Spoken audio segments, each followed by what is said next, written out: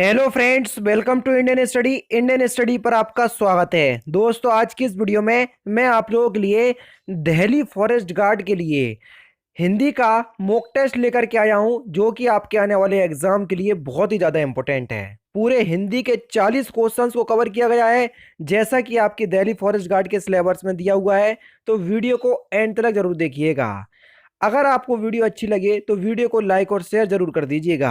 Video start करने से पहले मैं आपको बता दूं, दोस्तों, अगर आप घर बैठे यूपी के किसी भी एग्जाम की तैयारी करना चाहते हैं तो अनअकैडमी आप लोगों के लिए यूपी ट्रिपल एससी कैटेगरी के अंतर्गत उत्तर प्रदेश में आने वाली सारी वैकेंसियों के लिए अलग अलग कोर्स चला रहा है। जैसा कि एक कोर्स के बारे में मैं आपको बता रहा हूँ, यूपी ट्रिपल एससी लेखपाल बैच, जो कि 3 मंथ का टारगेट बैच है। 9 फरवरी से स्टार्ट हो गया, 30 मई में ये खत्म भी हो जाएगा। इसमें आपको अनअकैडमी के टॉप एजुकेटर अलग अलग सब्जेक्ट पढ़ा रहे हैं, जैसा कि आपको सामने दिख रहा होगा। अगर आप इस कोर्स में परचेस करेंगे या इस कोर्स में एनरोल करेंगे तो ऐसा नहीं है केवल आप इसी कोर्स को एक्सेस कर पाएंगे। अनअकैडमी की खासियत यही है, यूपी ट्रिपल एससी कैटेगरी या किसी भी कैटेगरी के अंतर्गत कोई भी कोर्स परचेस करोगे तो उस कैटेगरी के अंतर्गत जितने भी कोर्स चलाए जा रहे होंगे उन सारे कोर्सेज को आप एनरोल करके एक्सेस कर सकते हैं, केवल एक ही सब्सक्रिप्शन के साथ। अगर आप इस कोर्स को परचेस करना चाहते हैं तो डिस्क्रिप्शन में लिंक दिया हुआ है, वहां से आप इस कोर्स को परचेस कर सकते हैं। रेफरल कोड की जगह आप इंडियन स्टडी अपने चैनल का नाम अप्लाई कीजिएगा तो आपको इंस्टेंट 10% का डिस्काउंट भी प्राप्त हो जाएगा। तो चलिए देखते हैं पहला क्वेश्चन से आपका कि शशक का पर्यायवाची शब्द क्या होगा, ये हमसे पूछा गया है। शशक का पर्यायवाची हमसे पूछा गया है, तो शशक का पर्यायवाची होगा खरगोश। जी हाँ दोस्तों, खरगोश का पर्यायवाची होता है शशक और शशक का पर्यायवाची होगा खरगोश। नेक्स्ट क्वेश्चन, गंगा गाय गंगादास, जमुना गाय जमुनादास, लोकोक्ति का सही अर्थ क्या है? इंपॉर्टेंट क्वेश्चन है, नई लोकोक्ति है। गाय गंगादास और जमुना गाय जमुनादास, इस लोकोक्ति का सही अर्थ क्या हो जाएगा? सही अर्थ हो जाएगा कि अवसरवादी होना, यानी कि चौथा ऑप्शन करेक्ट। नेक्स्ट क्वेश्चन, सूर का पर्यायवाची कौन सा नहीं है? जल्दी बताओ, सूर का कौन सा पर्यायवाची नहीं है? Important question. मयंक। मयंक जो है ये सूर का पर्यायवाची नहीं है। ऑप्शन नंबर बी आपका बिल्कुल सही आंसर होगा। क्वेश्चन नंबर 54, प्रत्येक का सही संधि विच्छेद क्या होगा? प्रत्येक का सही संधि विच्छेद क्या होगा? 54, तो प्रत्येक का सही संधि विच्छेद हो जाएगा प्रति प्लस एक, यानी कि इस क्वेश्चन का पहला ऑप्शन करेक्ट। प्रति प्लस एक, प्रत्येक का सही संधि विच्छेद होगा। ऑप्शन नंबर ए बिल्कुल सही आंसर हो जाएगा। क्वेश्चन नंबर 55, जो शास्त्र जानता है वह क्या कहलाता है? जो शास्त्र जानता है उसको हम क्या कहेंगे? वाक्यांशों के लिए एक शब्द, जो शास्त्र जानता है उसको बोलेंगे शास्त्रज्ञ, यानी कि इस क्वेश्चन का दूसरा ऑप्शन करेक्ट। नेक्स्ट क्वेश्चन, पुराण में एक प्रत्यय संयुक्त होकर शब्द बनता है। पुराण में अगर हम एक प्रत्यय लगा दें तो जब दोनों को जोड़ेंगे तो कौन सा शब्द बनेगा? एग्जामिनर ने घुमा करके क्वेश्चन पूछा है आपसे। आपका सही आंसर हो जाएगा पौराणिक, यानी कि पहला ऑप्शन करेक्ट। समझ रहे? तो इस तरीके से एग्जामिनर आपको क्वेश्चंस घुमा घुमा करके पूछता है ताकि आप लोग आपका माइंड डाइवर्ट हो जाए और क्वेश्चंस को स्किप कर दें। नहीं भैया, थोड़ा सा हमको समझना है कि एग्जामिनर क्या कहना चाह रहा है, उस हिसाब से आपको क्वेश्चंस का आंसर देना है। नेक्स्ट क्वेश्चंस, आज आपको मेरा गला जो है वो थोड़ा सा भारी दिख रहा होगा, क्योंकि दोस्तों काफ़ी दिनों से तबीयत खराब है, इस वजह से। हाथ से हथियाना, लात से लतियाना, संज्ञा से बनने वाली क्रिया को क्या कहते हैं? तो इस संज्ञा से बनने वाली क्रिया को हम क्या कहते हैं? नाम धातु क्रिया। चौथा ऑप्शन करेक्ट। नेक्स्ट क्वेश्चन, मीठा विशेषण में भाववाचक संज्ञा बनती है। मीठा एक विशेषण है, इस विशेषण से कौन सी भाववाचक संज्ञा बनती है? तो देखो, मिठास जो है वो एक भाववाचक संज्ञा का उदाहरण है जो कि मीठे विशेषण से बनी हुई है। तो इस क्वेश्चन का चौथा ऑप्शन करेक्ट। कोई आया है, इस वाक्य में कोई शब्द क्या है? तो इस वाक्य में कोई शब्द जो है वो एक अनिश्चयवाचक सर्वनाम है, यानी कि चौथा ऑप्शन करेक्ट है। नेक्स्ट क्वेश्चन से आपका कि निम्नलिखित में से तत्पुरुष समास कौन सा है? जल्दी बताओ, तत्पुरुष समास आपको बताना है इसमें से। तो देखो, प्रतिदिन में अव्ययी भाव समास होगा, कोना कोना में हो जाएगा आपका द्वंद्व समास, पथ भ्रष्ट, पथ से भ्रष्ट हो जाना, पथ से भ्रष्ट हो जाना, और जहां पर कारक चिन्हों का बोध होता है वहां पर तत्पुरुष समास होता है। तो इसलिए यहाँ पर तीसरा ऑप्शन करेक्ट। नेक्स्ट क्वेश्चन, प्रार्थना पत्र के समापन में क्या लिखा जाता है? प्रार्थना पत्र के समापन में क्या लिखा जाता है? तो आप लिखते होगे आपका वहदीय, इस तरीके से लिखते हैं, तो पहला ऑप्शन करेक्ट। नेक्स्ट क्वेश्चन, भक्तिकालीन संत परंपरा के प्रसिद्ध कवि कौन थे? भक्तिकालीन संत परंपरा के प्रसिद्ध कवि कौन थे? सही आंसर हो जाएगा आपका कबीर। कबीर जो है ये भक्तिकालीन संत परंपरा के प्रसिद्ध कवि थे। चौथा ऑप्शन करेक्ट। पावक और अग्नि शब्दों के मध्य क्या संबंध है? पावक और अग्नि शब्दों के मध्य क्या संबंध है? तो ये पर्यायवाची हैं। अग्नि यानी कि आग के पर्यायवाची हैं। अग्नि, पावक, अनल, ये सभी के सभी पर्यायवाची हैं। देखो अनल और अनिल दोनों अलग हैं। अनिल हवा का पर्यायवाची होता है, अनल आग का पर्यायवाची होता है, तो ध्यान रखना। शोक किस रस का स्थायी भाव है? शोक किस रस का स्थायी भाव है? तो शोक जो है ये करुण रस का स्थायी भाव है। किसका? करुण रस का। तीसरा ऑप्शन करेक्ट। शोक जो है ये करुण रस का स्थायी भाव हो जाएगा। तीसरा ऑप्शन करेक्ट। वह विद्यार्थी नहीं आया, वाक्य में वह कौन सा विशेषण है? वह विद्यार्थी नहीं आया, वाक्य में वह कौन सा विशेषण है? तो यहाँ पर सार्वनामिक विशेषण होगा। वह जो है वो एक सार्वनामिक विशेषण है, यानी कि पहला ऑप्शन करेक्ट। नेक्स्ट क्वेश्चन, अग का विपरीतार्थक शब्द क्या होगा? अग का विपरीतार्थक शब्द क्या हो जाएगा? तो अग का विपरीतार्थक शब्द हो जाएगा विग, यानी कि पहला ऑप्शन करेक्ट। वही रंग का विलोम शब्द क्या होगा? वही रंग का विलोम शब्द क्या होगा? ये क्वेश्चन रिपीट है क्योंकि एक बार मैं और करवा चुका हूं इस क्वेश्चन को। तो वही रंग का विलोम शब्द हो जाएगा अंतरंग, यानी कि चौथा ऑप्शन आपका बिल्कुल करेक्ट है। नेक्स्ट क्वेश्चन को भली भांति पढ़ लीजिए कि निम्नलिखित वाक्यों में से एक में अपादान कारक है। अब अपादान कारक के विभक्ति चिन्ह का प्रयोग हुआ है, आपको वही छांटना है। अब ये बताओ अपादान कारक में कौन सी विभक्ति आती है, यानी कि कौन से कारक चिन्ह आता है? अगर आपको ये पता है तो आसानी से आप इस क्वेश्चन का आंसर बता सकते हैं, अन्यथा नहीं बता सकते हैं। तो आपका जो सही आंसर हो जाएगा वह हो जाएगा आकाश से गिरी एक बूंद, कहीं मोती कहीं विष तो कहीं कीचड़ बनी, यानी कि इस क्वेश्चन का कौन सा? चौथा ऑप्शन करेक्ट। कारक वाली वीडियो देख लेना, सारी चीजें समझ जाओगे। स्फूर्ति का तद्भव रूप क्या हो जाएगा? स्फूर्ति का तद्भव रूप क्या होगा? तो स्फूर्ति का तद्भव रूप हो जाएगा फुर्ती, यानी कि तीसरा ऑप्शन करेक्ट। यानी कि स्फूर्ति जो है वो एक तत्सम शब्द है, इसका तद्भव हो जाएगा फुर्ती, यानी कि तीसरा ऑप्शन करेक्ट। नेक्स्ट क्वेश्चन की तरफ चलते हैं।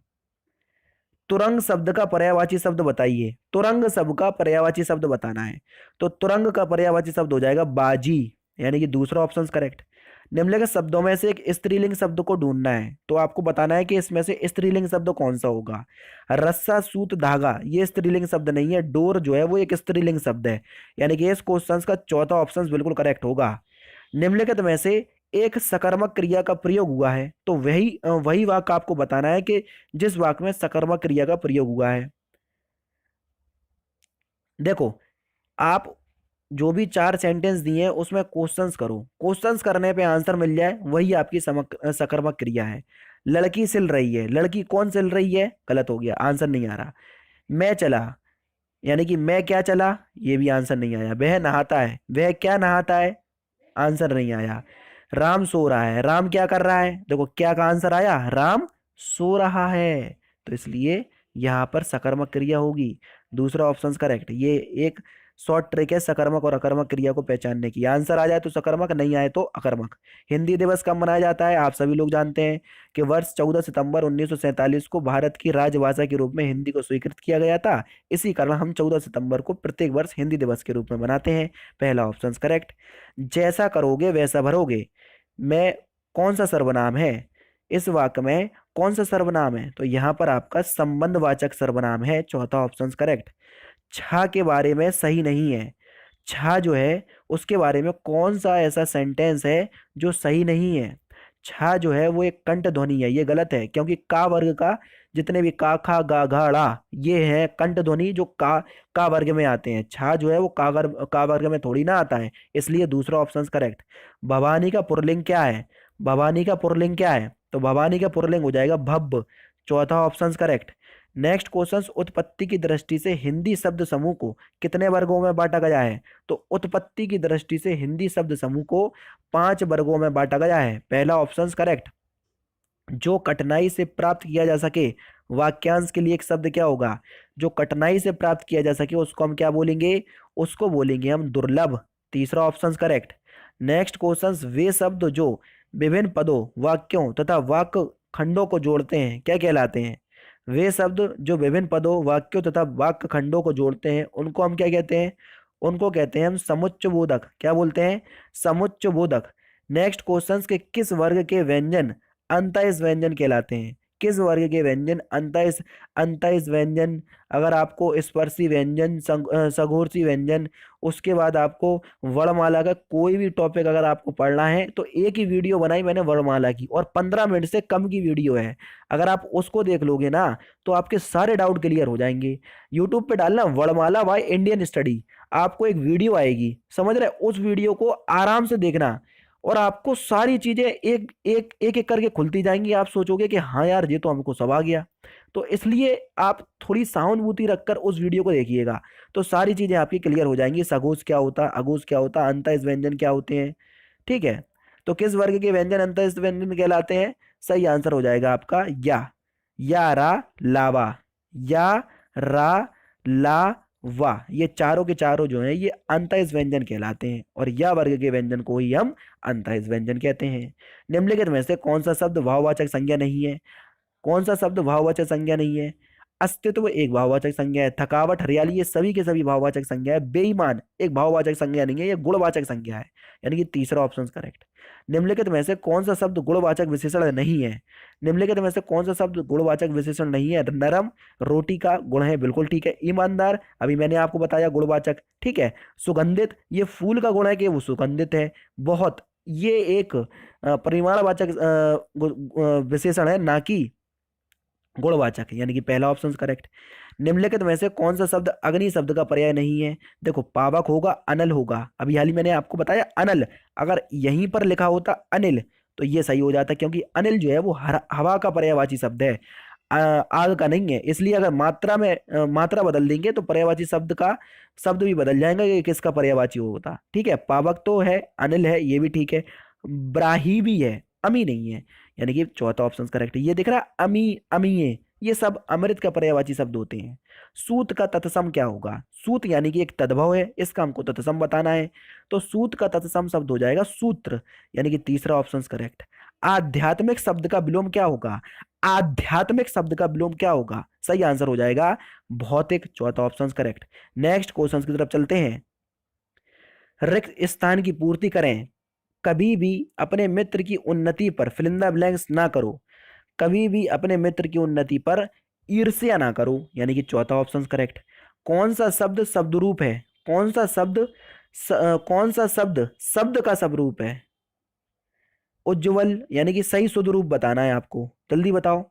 ये पता क्वेश्चंस कहाँ से आया? जब से उज्ज्वला योजना आई, ये क्वेश्चंस कम से कम मैं दूसरी बार करवा रहा हूँ। तो उज्ज्वल किस प्रकार से लिखा जाता है वो आपको बताना है। तो हम आपको बता देना, जो जा आते हैं जा उज्ज्वल में, वो दोनों ही प्रकार से कौन से जा आते हैं? आधे जा आते हैं, आधे जा, यानी कि पहला ऑप्शन करेक्ट। समझ रहे? जो उज्ज्वला योजना है जरा सर्च करके देख लेना तो सारे डाउट आपके क्लियर होते चलेंगे। जब मीरा पढ़ती है तो मोहन सोता है। रचना के आधार पर वाक्य का प्रकार बताइए कि ये कौन सा वाक्य है। देखो, जब मीरा पढ़ती है तब रोहन सोता है, यानी कि जो वाक्य है वो एक दूसरे से कनेक्टेड है, इसलिए ये मिश्र वाक्य है, पहला ऑप्शन करेक्ट है।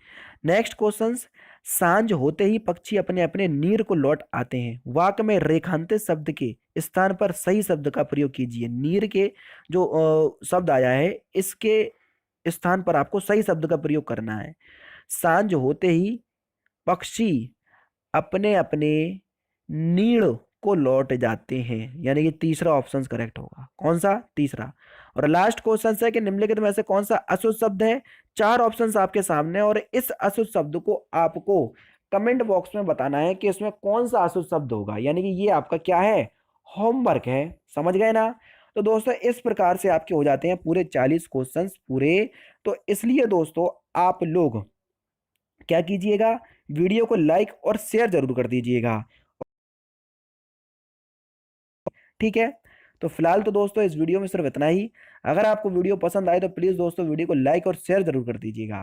तो दोस्तों फिलहाल की वीडियो में सिर्फ इतना ही। जय हिंद, जय भारत।